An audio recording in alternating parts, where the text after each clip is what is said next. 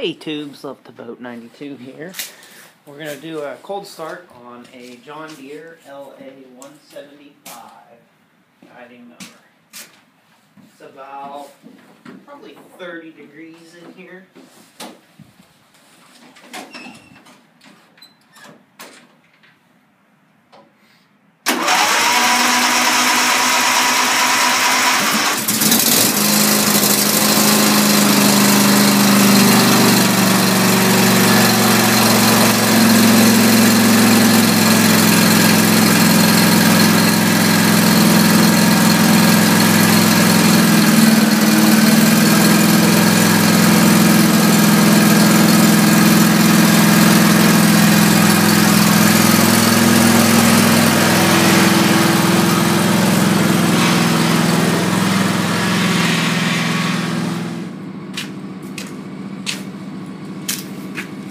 If you guys enjoyed this video, hit that thumbs up button, subscribe if you'd like to see more.